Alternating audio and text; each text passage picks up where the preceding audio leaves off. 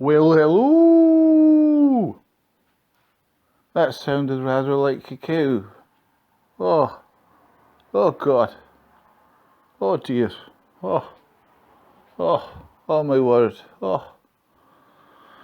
I hope you're all having a nice autumn, everybody. I started celebrating Halloween on the 1st of October. I like the idea of Bestiality, as we would call it. Now, as soon as Halloween is over, I plan to put up the Christmas decorations and get ready for that. Anyway, speaking of Christmas decorations, I've been very busy getting everything ready for Yule. Um, I don't think you realise how much work goes into Yule. I've been quite busy with it since February. So, realistically, I only get a month off a year. That's January, after the last Yule, and then I spend the next 11 months preparing for this year's Yule and all the work that goes into that. So I do hope, ching ching, I do hope you appreciate my efforts. I'm on my rocking chair here, and you'll probably hear it creaking every so often as I space out and forget that I'm recording and I'm also in a rocking chair. So at the moment, the rocking chair has ceased because I've become once again conscious that I'm actually recording a video for my fans.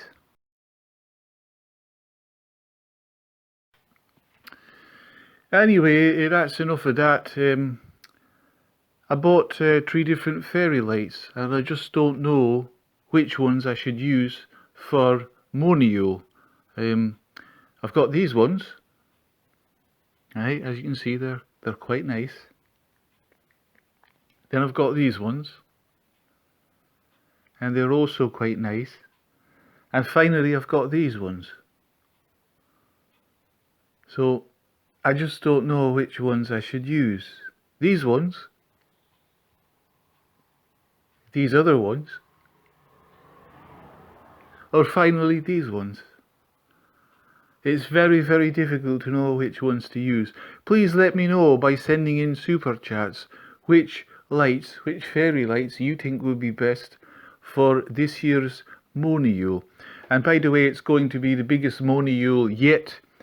I'll have the exact same guests as I had last year, so I'll have the exact same number of guests, all talking about the same claptrap for the same amount of time, but somehow it's going to be bigger than last year's Yule. So there you go. Very, very interesting that the same guests, the same duration, the same topics, and yet it's going to be far bigger than last year's Yule. So I don't have really much more to talk about. There's a few things, unless people want to send in super chats, I think we'll be keeping this one quite short and quite cozy. So let's see if there are any super chat questions. So let's have a look here in the live chat.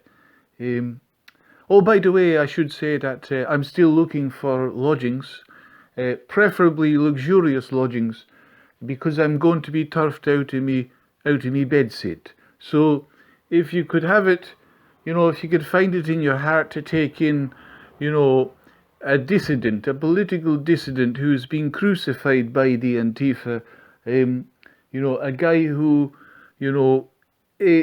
has problems maintaining discipline when it comes to paying the rent. Now, I won't go too far into this, but let's just say that I owed the landlord a month's rent. So if you remember the last time I was asking for lodgings in which to hold Yule, and also I'd be living there full time, and you'd have to pay for the electricity and the food, and you'd basically have to pay for everything because someone as important as me should now have to pay for now.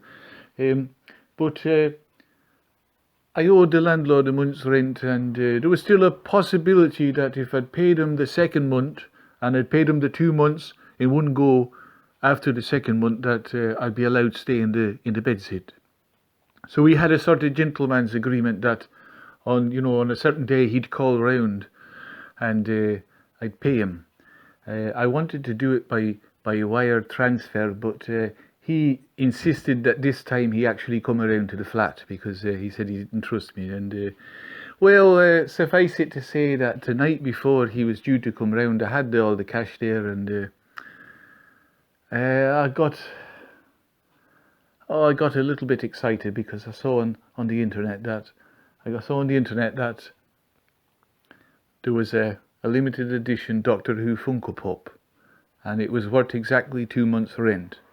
And I got very excited, and I tried to use my debit card, but there was no money in the bank account because I'd used that money on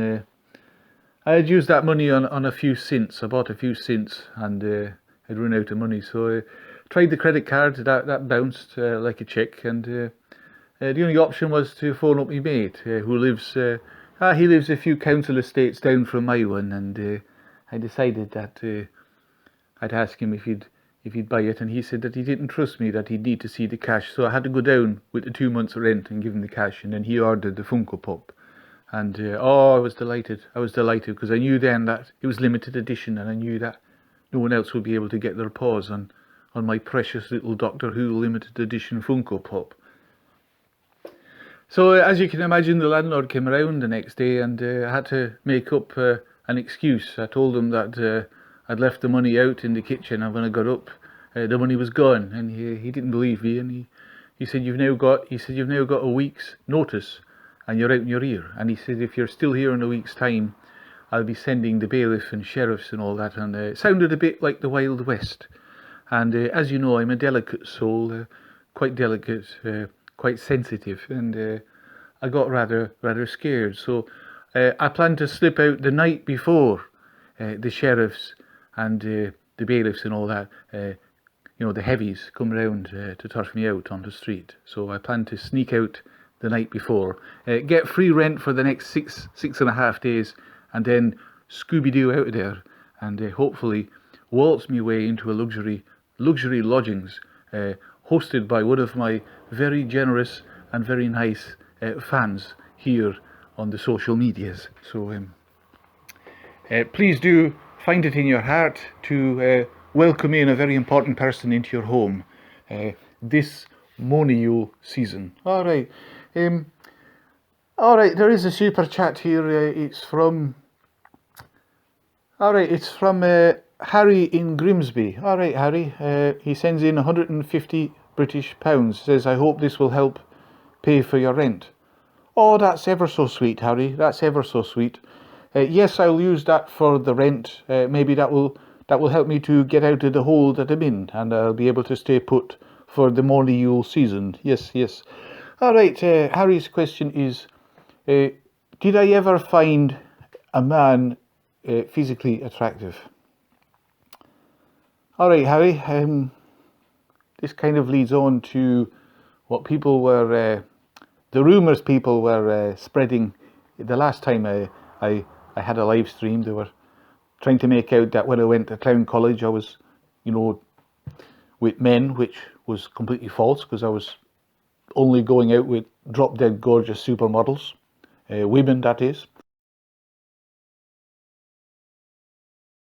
I found it very, very hurtful that so many in the live chat would be spreading those malicious rumours about me, when the case was that I was going out with, the most gorgeous catwalk supermodels, women that the world has ever known. When I was in Clown College, prestigious Clown College. Right, I'm going to be very honest here. Yes,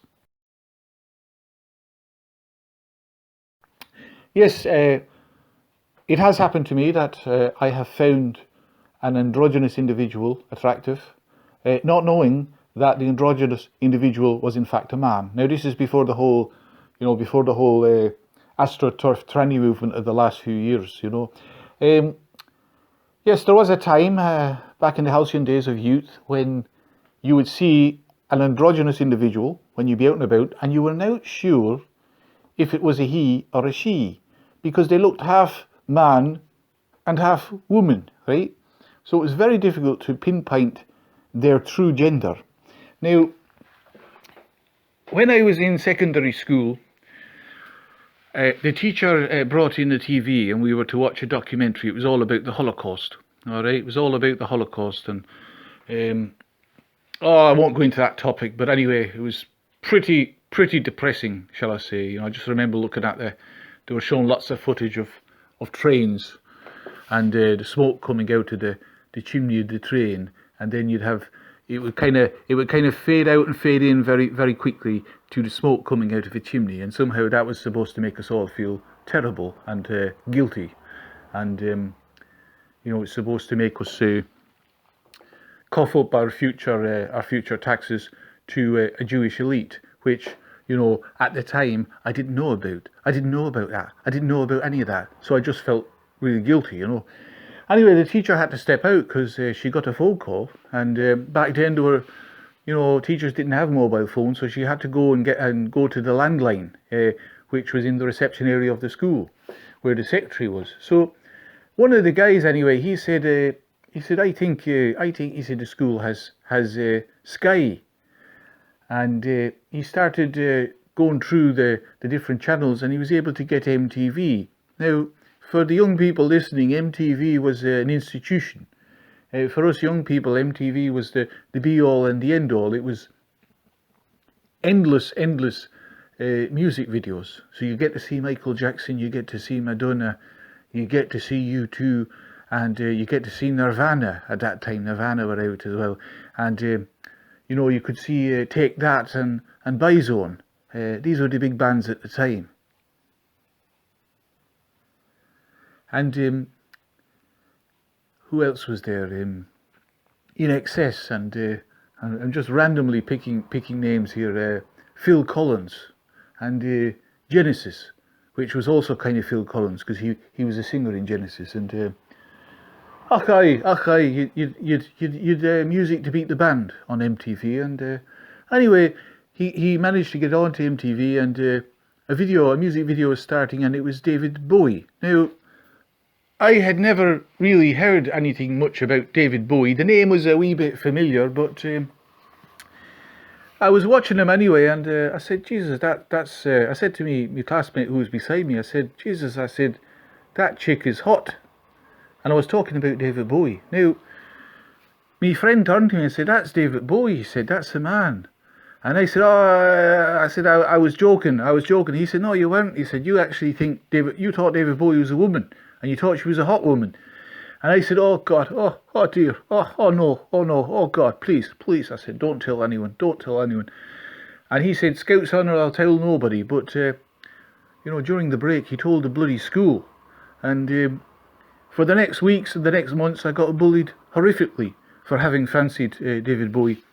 I'd be walking down the hall and down the corridor, and you know, some guy would take out his ghetto blaster and he'd start playing Starman, and you know, people would start speaking to me, and then they'd suddenly introduce the lyrics of Little China Girl, and it was all to get me flustered and to upset me. You know, it was quite depressing, quite depressing for a sensitive young Scotty.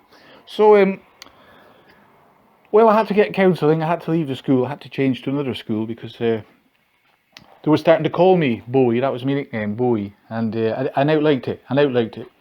I thought, you know, fair enough, you can have a wee joke here and there, but like, they were going to extremes. They were going to absolute extremes, you know. So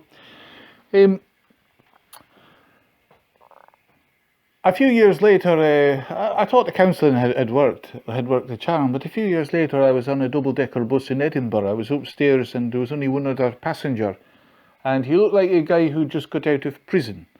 1 second now, I want to take the kettle. The kettle was making noise, so I've taken the kettle off the hob.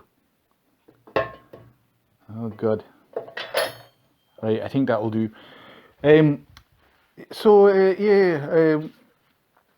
Years later I was on the bus, and this guy, he looked like he was out of the prison. He was covered in tattoos, and he turned to me and says, do you want to see me knife? And I thought to myself, oh God, is this guy going to attack me or what? But I said the best thing to do is to go along with him and to compliment him any way you can, and that way you'll probably save your own life. So I said, oh yeah, show us your knife, I'd like to see it. And he took out this knife and he said, do you know what type of knife this is? And I said, I have no idea, what is it? He said, it's a Bowie knife. Now when I heard the word Bowie, I had an absolute meltdown on that double-decker bus. I ran down the stairs screaming. I started pummeling me fists off the glass where the driver is, and I said, open up, open the door, open the fucking door. I cursed. That's how angry I was. I cursed. It's not typical for a Scottish guy to curse, but I cursed. And the driver opened the doors and I got out. And I was quite far from my destination, but I decided that I'd walk it. Rather than hear the word Bowie being used by someone. You know, it's quite upsetting. And I realised that the counselling had not really helped me. So it was about a year later, I was watching a kids' TV show, and 2 sentences. I was watching it at 1.7 speed. Well, to be honest, it was 1.77 speed. And 2 sentences, you know, they kind of melded together, and the final word, you know, of one sentence kind of melded with the first word of the next. And the 2 sentences were, the Indian is fashioning a bow. E is the 5th letter of the alphabet. So bow and E melded together and sounded like Bowie. And I threw an absolutely massive hissy fit. I was in a TV shop at the time. I threw a big massive hissy fit. They had to call the old bill on me, and got dragged away by the white coats. Spent a considerable amount of time in a mental institution, and they told me when they were dragging me away, the men in the white coats, they said, don't worry, the Bowie won't get you where you're going. That's what they said. The Bowie won't get you where you're going. Now, in fairness, they did quite a good job, because ever since then, I don't have meltdowns when I hear the word Bowie. I don't have meltdowns. Also, David, you know, don't mind hearing the word David anymore. David Bowie does not send me over the edge anymore. And I've come to the conclusion, with the wisdom of middle age, that, you know, there's absolutely no wrong with fancying an androgynous individual. There's nothing wrong with, you know, having the hots for someone who's not the gender you thought they were. I'm sure it's happening quite often now to people now with the whole tranny thing, you know. But to answer the question, yes, androgynous individuals. I don't think it's too problematic for a man to fancy another man when the other man appears androgynous.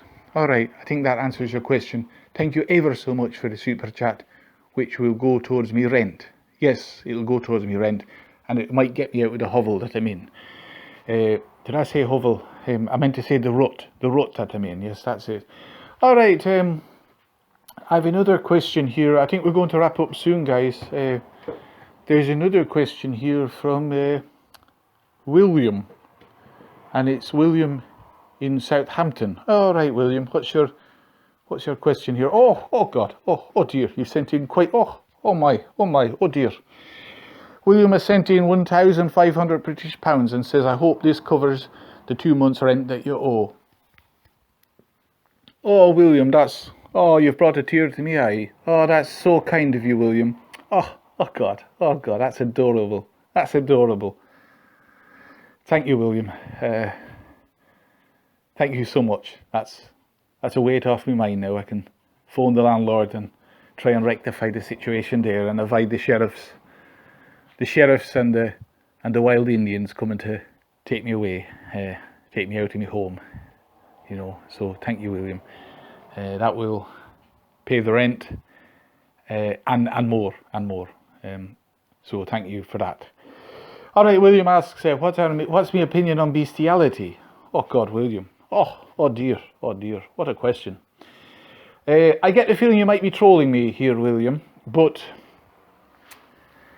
given that you've just saved Moansy from being turfed out on the street, I'm willing to field that question and give it some consideration. So here goes. I have researched this very topic in a very clinical manner. I have researched this for the guts of 20 years. For 20 years I've been watching religiously hardcore bestiality videos. Alright? I was doing it not for fun, but in the interests of scientific research.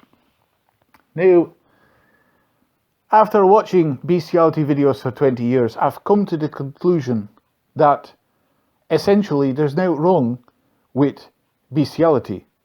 Now, I've watched the most disgusting, heart-wrenching bestiality that you can imagine. The worst bestiality known to man. I've watched it as a researcher, as a scientific researcher, for 20 years.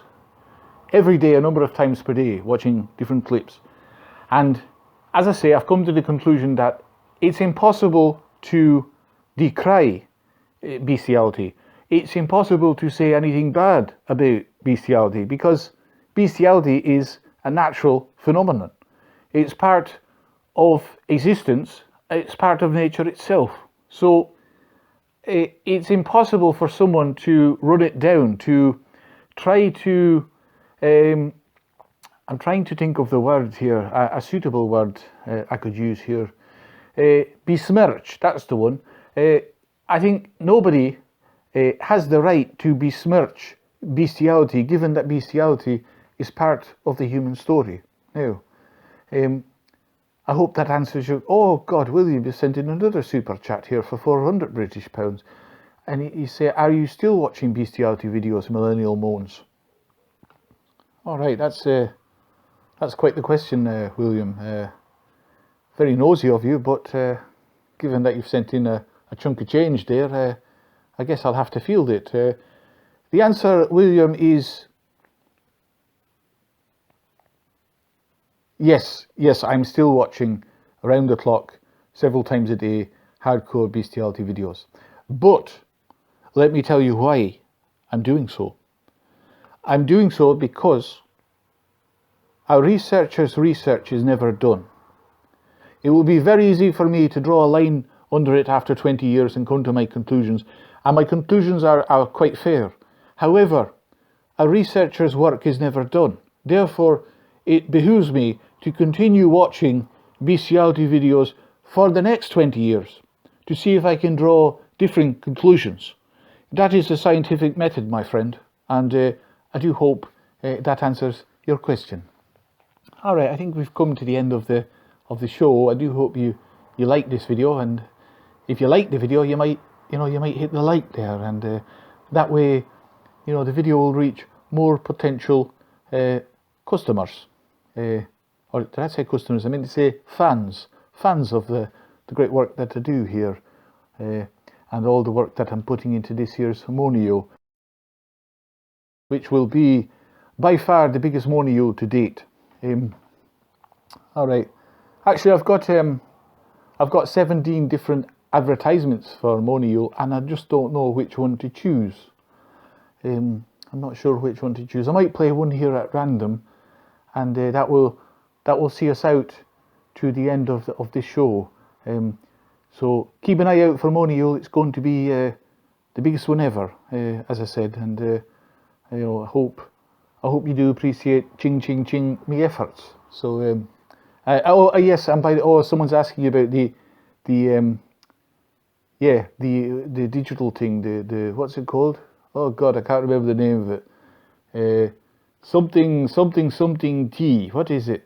The digital thing that I make every year, and that I sell for about 100,000 British pounds. No, it's not physical. You can't actually hold it in your hand. It's on a computer. It's a digital thing. But some people out there are willing to spend crazy amounts of money on it because it was created by me, and there's only one, So, what's it called? NFT, I think, is the one. Yes. So last year we had the God Rod NFT. This year I decided I'd do something different. So I've been working honorously on something called the Super God Rod NFT. So it's bigger than last year's God Rod NFT. This one's even bigger. So I'm hoping, instead of 100,000 British pounds, I'm hoping to make $250,000 this year out of it. So anyway, that's it. I'll leave you with the advertisement. One of the possible 17 advertisements for Monio. Still haven't decided. Maybe you can help me out. Anyway, here we go. Take care of yourselves and enjoy Halloween as well. It's a nice time sitting around the fire and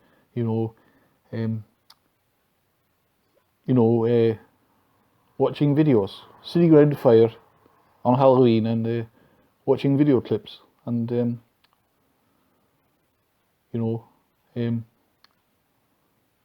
enjoying the darkness, I suppose. Yeah, I suppose. Oh God. Oh dear. Oh God. All right, guys. I think I'm going to cry here. Here's the advertisement. MILLENNIAL 2025. He comes from the darkness to shed light on the darkest time of the year. Women go crazy for this guy in the black dressing gown. With his sweet Scottish brogue and his profound views on all sorts of topics, we are glad to present Millennial Moans for this year's Monial. Monial. It's bigger than Christmas. It's bigger than Jesus Christ.